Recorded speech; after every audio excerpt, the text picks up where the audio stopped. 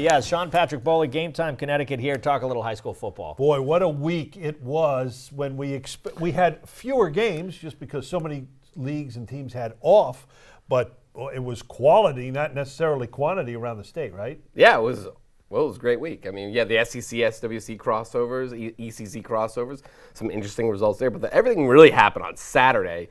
When we started off at Darien versus Staples. So Darien beat Staples. Yeah, it was Friday. We'll get to that. We'll want to show some of that video. We'll get to that. We get to Saturday, so we have the triple header, the FCAC top triple header, and so we all went to St. Joseph and got there. It was 21-0 at halftime, and I'm sitting there with all the other FCAC coaches, some of the assistant coaches like Craig Bruno from Staples, Jack McFarland from Staples, and I'm trying to gauge their, I'm like, what should I do? Greenwich is 4 o'clock. It's about 3 o'clock now. Should I stick around here? They're like, everybody, not just them, but everybody there was like, if you leave here now, you're probably going to see a great game down there. And this one, they're not doing so great. Well, so I split. And I wasn't alone. I was not alone. No. There were hordes of cars leaving, heading for Huntington Avenue down Trumbull. They hit that Greenwich sweet spot and get down there. And when we got down there, all hell had broken loose back in Valley Field. So you left. Who was tweeting from the game if you weren't there? Well, we had a reporter there. Oh, okay. Yeah. Okay. I mean, I'm not a one-man show. We had Doug Bonjour. He was there. All right. Let's talk about because it was obviously a big game, but a great comeback win for the Cadets. Yeah. Against New Canaan. New Canaan. Fifth greatest all time. Right. So let's see some of the highlights. You took these highlights. I took half the highlights. Okay, you took some of these highlights. Hat tip to the St. Joe Hogs, Joe Del Vecchio, for allowing us to use the rest of the footage from the game. But this is actually the New Canaan game. Okay. So this is New Canaan Greenwich. That's a great play, actually. Yeah. That's too bad we didn't set that one up. Hey, guys, you're talking Ridgefield St. Joe's. Ridgefield St. Joe's is the game we're talking about. If we can cue that up, because that was the game that was the fifth best. Take this one off. Poor Greenwich. There we go. Okay, the fifth best or fifth biggest comeback. Right. So talk about the comeback, as we saw a couple of onside kicks, right? We saw crazy. All right, we'll just break down real quick for you. Yeah. All right, so St. Joseph is down 35-10, and here's Ridgefield just rolling, and they're down 30. I took this stuff, nice clear, HD footage. Nice job. And nice catch. Luke Gatos there with a nice catch, and it was here's Jackson. Mitchell Jackson, caught everything. Right? Anyway, they but here's St. Joe. Now they're down 35-0. It's 35-10. First onside kick, they score 35-17. Here's the first onside kick. Go through 3 Tigers. Jared Malazzi picks it up and goes for a touchdown, and he catches a touchdown right there, pass from Summers. Now all of a sudden it's 35-24. Another onside kick, a pooch kick, beauty, rolls right off. He was on it, rolls right off, and then a bunch of cadets are there. And they recover again. So, what happened after that? Well, of course, at this point, the ball is rolling now. There's Murphy with the recovery. Now Summers is on fire. And this time, the pocket breaks down. He breaks loose, gets down to the 1, scores in the next play. Now it's a 5-point game. And guess what? There are 6 minutes left. And finally, they 3 and out for Ridgefield. St. Joe, by that point, the wheels have just come off of Ridgefield's wagon. And there's Phil Passameg for the 20-yard game winner. They needed to stop him one more time. They did. 4th and 1. Here it is. Collapse. And that was history. 5th greatest comeback in state history. They scored, get this, 28 points in 5 minutes and 20 seconds. That's crazy. What does this say? Well, okay, so there are a couple things. What does this say about St. Joe's? A, that they were able to do it, and B, that they had to do it. Well, we knew the offense was really good. We knew that Summers and Malazzi, we knew those guys were really good. However, they play half of a game sometimes. They did against Darien, and they didn't do it.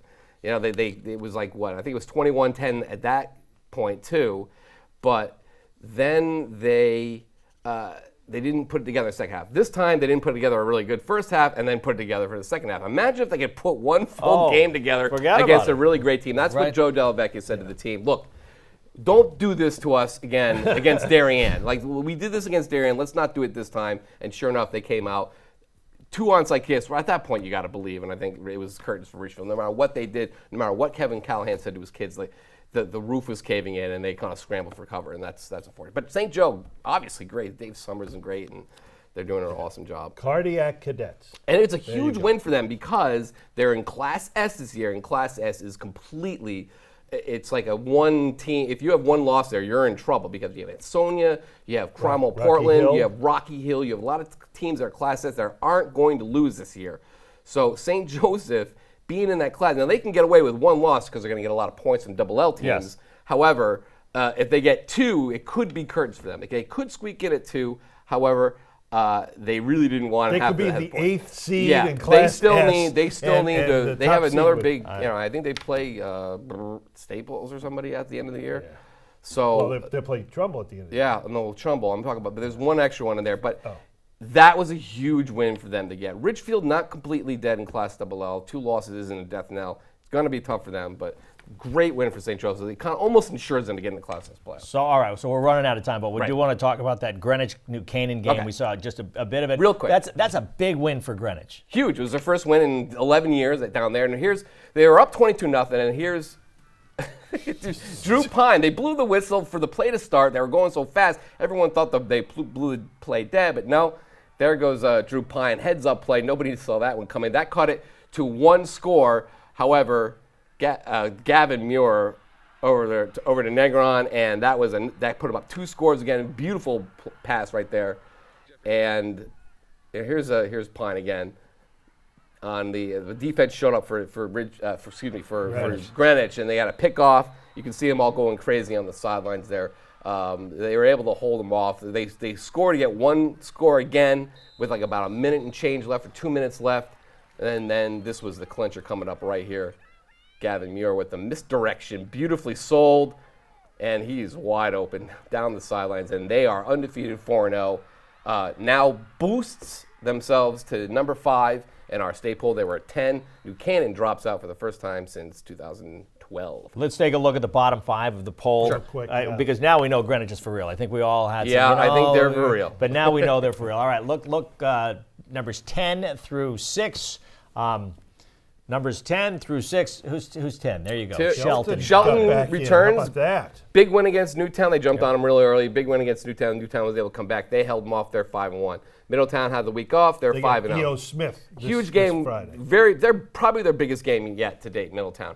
Massac 5-0. They beat up on Amity. They play Brookfield this week. I don't think anyone beats Massac in the SWC. We shall see. And then you have Windsor, which was off, and I don't know who was 6 there. St. Joseph was 7. 7. Right. Yep. So St. Joe stays at 7, and then the top 5 goes basically. I think 5. Go ahead. is- We've got the top 5. We could take a look think- at it, but it's I think Greenwich was 5.